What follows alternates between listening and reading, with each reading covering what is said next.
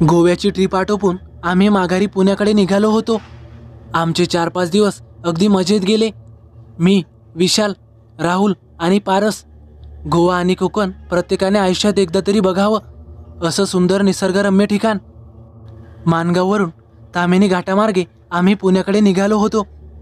नाही म्हटलं तरी गाडीचा प्रवास खूपच झाला होता।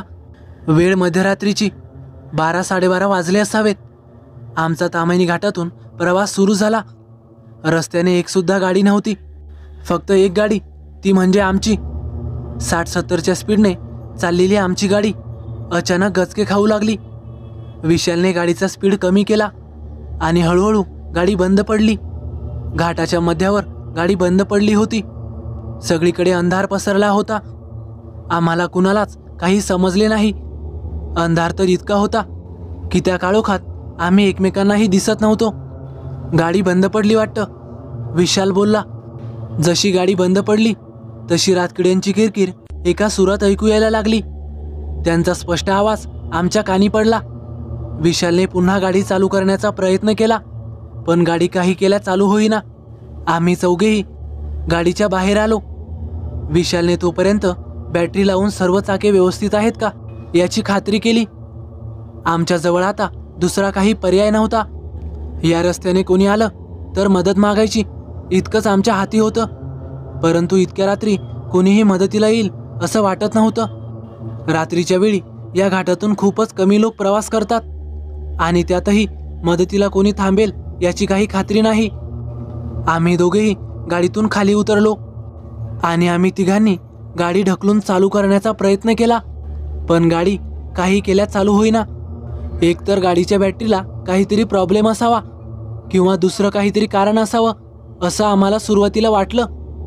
तेवढ्यात विशालला समोर खाली दूरवर एक झोपडी दिसली।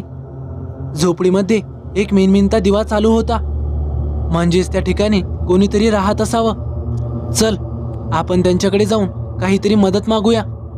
एखाद्या मेकॅनिकचा नंबर मिळाला तर मिळून जाईल, विशालने माझ्याजवळ मत मांडलं। इतकी स्मशान शांतता आम्ही सगळे पहिल्यांदाच अनुभवत होतो। अशातच एखादं संकट आलं तर किती अवघड होईल याची जाणीव सर्वांना आली। त्या काळ्याकुट्ट अंधारात फक्त आम्ही 4 जण होतो, परंतु एकमेकांचे चेहरे मात्र आम्हाला दिसत नव्हते। अरे, पण आम्ही दोघेच थांबू का इथे? पारस आणि राहुलला प्रश्न पडला। अरे, आम्ही लगेच जाऊन येतो, विशाल घाई करायला लागला होता। अरे, असतात अशा लोकांकडे काही नंबर, जवळपास असेल कोणी मेकॅनिक तरी येईल। चल, आपण दोघे जाऊन येऊयात, विशालने मला तयार केलं। दोघेही बॅटरी घेऊन त्या छोट्याशा झोपडीवाजा घराकडे निघालो। गाडी उंच घाटावर बंद पडली होती। तेवढ्यात दुरून एक गाडी येताना दिसली। आम्ही चौघांनी पण हात केले, पण काहीही उपयोग झाला नाही। ती गाडी न थांबताच भरधाव वेगाने निघून गेली। आम्हाला आता थोडीशी भीती वाटायला लागली होती, कारण जागाच तशी विलक्षण होती, कोणीही काही करू शकत नव्हतं। आम्ही दोघेही त्या घराकडे निघालो। 5 ते 10 मिनिटं झाल्यानंतर जवळ वाटणारे घर आणखीनच लांब जाऊ लागले। दोघांच्याही हा प्रकार लक्षात आला नाही। वास्तविक पाहता ती छोटीशी झोपडी खूपच दूर होती, मात्र खाली उतरून पुन्हा चढ आणि उतार यामुळे ते अंतर वाढले होते। वरतून बघताना खूपच जवळ वाटणारी ती झोपडी प्रत्यक्षात मात्र खूपच दूर होती। आम्ही जसं जसं पुढे जात होतो तशी तशी ती झोपडी दूर दिसत होती। आम्ही दोघेही थांबलो। आपण आता जास्त पुढे जायला नको, आपण बरेच अंतर चालून आलो आहोत, तरी अजूनही ती झोपडी दूरच आहे। चल, परत जाऊयात, विशालने निर्णय घेतला। आम्ही जवळपास 2 किलोमीटर अंतर चाललो होतो, मात्र झोपडी अजूनही तितक्याच अंतरावर होती। काहीतरी विचित्र घडतंय याची जाणीव दोघांनाही झाली होती। आम्ही दोघेही पुन्हा आलेल्या रस्त्याने माघारी निघालो। पुन्हा तेवढेच अंतर चालून आम्ही वरती आलो।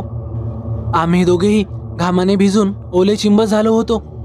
मनात एकच प्रश्न होता, आपण कोणत्या संकटात येऊन अडकलोय? मी आणि विशाल पुन्हा मुख्य रस्त्यावर आलो आणि बघतो तर काय, आमची गाडीच रस्त्यावरून गायब झाली होती। आमच्या दोघांच्याही छातीत धस्स झालं। अरे, गाडी कुठे गेली? राहुल आणि पारस कुठे गेलेत? आम्ही एकमेकांनाच विचारत होतो, पण तेवढ्यात आमच्या लगेच एक चूक लक्षात आली। आम्हीच रस्ता चुकलो होतो. गाडी आमच्यापासून खूप दूर अंतरावर उभी होती. आम्ही पुन्हा चालत चालत गाडीपाशी गेलो. राहुल आणि पारस आमची वाटच बघत होते. त्या दोघांचाही आत्मविश्वास खालावलेला होता. भीतीने त्यांचीही गाळण उडाली होती. आमच्या चौघांपुढेही आता एकच प्रश्न निर्माण झाला होता, तो म्हणजे गाडी चालू कशी करायची. आणि तेवढ्यात पाठीमागून एक गाडी आली. आम्ही चौघांनी त्यांना हात केला. ती गाडी थांबवतील याची आम्हाला अजिबात खात्री नव्हती, परंतु त्यांनी लगेच गाडी थांबवली. आमच्या थोडा जीवात जीव आला. काय झालंय? गाडीतल्या एकाने गाडीतूनच विचारलं. अहो काका, गाडी चालूच होत नाहीये. आम्ही खूपच प्रयत्न केले पण काही समजत नाही, विशाल सांगत होता. ते दोघेही गाडीच्या बाहेर आले. तुम्ही गाडी ढकलून बघितली का? त्यांच्यातील एकाने प्रश्न विचारला. हो हो, आम्ही सर्वांनी केलाय प्रयत्न एकदा. आमची गाडी अगदी रस्त्याच्या कडेला उभी होती आणि पलीकडे अतिशय खोल दरी होती. विशाल पुन्हा स्टेअरिंगवर बसला. त्याच्या बाजूने मी बसलो होतो. राहुल, पारस आणि त्या दोघांनी पुन्हा गाडीला धक्का दिला आणि अचानक गाडी चालू होऊन इतक्या काही वेगाने पुढे गेली की कोणालाही काही कळलेच नाही. आणि एका क्षणात होत्याचं नव्हतं झालं. विशालला काही समजण्याच्या आतच गाडी पूर्ण खाली गेली होती. मी पूर्णपणे हवेत होतो. मला ते जाणवत होतं की गाडी हवेमध्ये आहे म्हणून.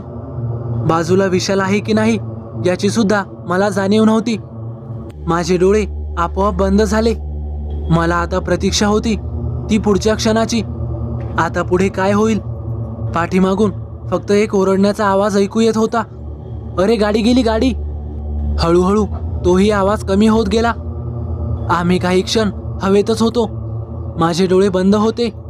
जेव्हा मी डोळे उघडले तेव्हा मला कळालं माझ्या आजूबाजूला सर्व पाणी आहे. एका मोठ्या तलाव किंवा नदीसारख्या पाण्यात आम्ही बुडालो होतो. जिकडे तिकडे मला पाणी दिसत होतं. आम्ही पाण्यात खोलवर चाललो होतो. हळूहळू माझा खाली जाण्याचा वेग कमी झाला. जसे मी हातपाय हलवले तसा मी हळूहळू वरती यायला लागलो आणि काही क्षणातच मी पूर्णपणे वरती आलो. माझ्या पायाला जमीन लागू लागली. मी हळूहळू वरती आलो होतो. मी डोळे उघडण्याचा प्रयत्न करत होतो पण माझे डोळे उघडतच नव्हते. माझ्या डोळ्यावरचे पाणी काढले आणि पुन्हा डोळे उघडण्याचा प्रयत्न केला. माझे डोळे जड पडले होते. मी हळूहळू डोळे चोळत डोळे उघडले आणि बघतो तर काय, मी माझ्याच बेडवर होतो आणि माझे डोळे उघडण्याचा प्रयत्न करत होतो. संपूर्ण अंग घामाने भिजलं होतं. मी थोडा सावध झालो आणि खात्री केली मला काहीही झालेलं नव्हतं. मी माझ्याच बेडरूममध्ये बेडवर पडलेलो होतो. रात्रीचे 3 वाजले होते. आजूबाजूच्या परिस्थितीचा मी अंदाज घेतला आणि सुटकेचा निश्वास टाकला. ते फक्त एक स्वप्न होतं. मी स्वप्नामध्ये होतो, एका भयंकर स्वप्नामध्ये. असे स्वप्न ज्याने माझ्या अंगाला घाम आला होता. छातीची धडधड वाढवली होती. अगदी सत्याहूनही सत्य वाटावे असे ते स्वप्न होते. मात्र हा फक्त आभास होता. काही घटना स्वप्नात अगदी खऱ्या वाटतात. प्रत्येक प्रसंग, प्रत्येक क्षण, शरीराची प्रत्येक हालचाल आपल्याला खरी वाटते. तुम्हालाही पडली आहेत का अशी विचित्र स्वप्न जी एकदम खरी वाटावी आणि मृत्यूच्या जवळ जाऊन आपण परत आलोय याची जाणीव व्हावी? तर मित्रांनो, कशी वाटली तुम्हाला ही भयकथा? आवडल्यास नक्की लाईक करा, कमेंट करायला विसरू नका. आणि हो, प्रकाश फासाटे यांची ही भयकथा असून याचे सर्व श्रेय हे त्यांनाच जाते. तर चला भेटूया पुढच्या व्हिडिओत. धन्यवाद.